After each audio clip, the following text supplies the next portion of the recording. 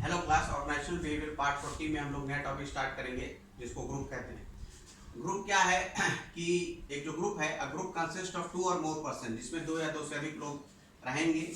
Person वो interact with एक दूसरे से इंटरेक्ट करेंगे कॉन्शियस लेवल पे पर्टिकुलर एक सर्टेन ऑब्जेक्टिव्स को अचीव करने के लिए। और the members of the group are interdependent. Member of जो ग्रुप होते हैं इंटरडिपेंडेंट रहते हैं एंड आर अवेयर, वो अवेयर रहते हैं कि उस पार्ट ऑफ द ग्रुप में वो बिलोंग करते हैं। अब इसके कुछ पर्टिकुलर फीचर्स हैं, नेचर है जो इसका। सबसे पहला, जैसे कि ये ग्रुप में जो है सोशल इंटरेक्शन रहता है, इनका एक स्टेबल स्ट्रक्चर बना रहता है। कॉमन इंटरेस्ट बड़ा इंपॉर्टेंट फीचर है।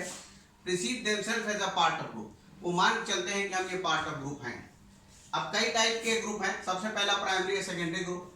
प्राइमरी वो होते हैं ग्रुप में वो होते हैं लोग जो एक दूसरे से डायरेक्ट इंटरेक्ट करते हैं और जिनका डायरेक्ट कनेक्शन एक दूसरे से है, intimate face to face interaction, जैसे फैमिली मेंबर।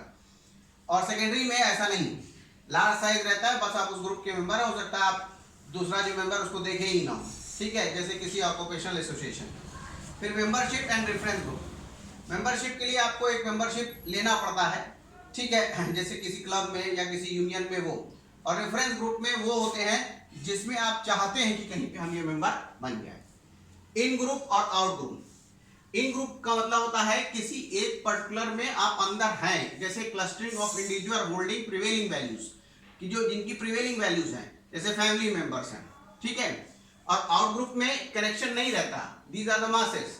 जैसे कोई स्ट्रीट परफॉर्मर है और कोई ऑफिस वर्कर है तो वो आउट ग्रुप में है। Interest and friendship group.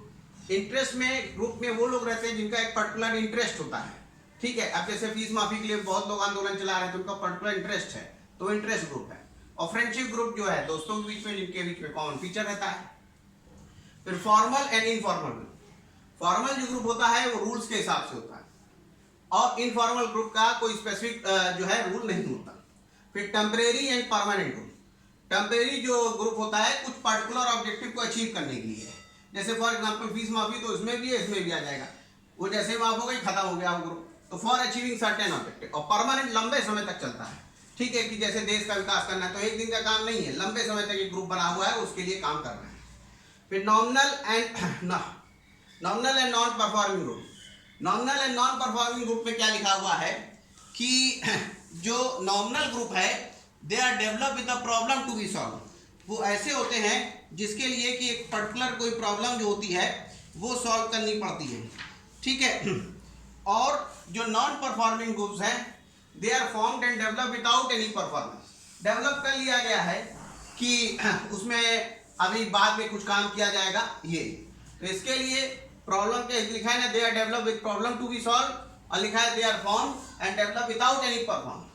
ये नॉन परफॉर्मेंस के लिए और ये परफॉर्मेंस के लिए, ठीक है। तो ये कुछ चीज़ों की हमने बात की ग्रुप्स और टाइप्स ऑफ ग्रुप के बारे में।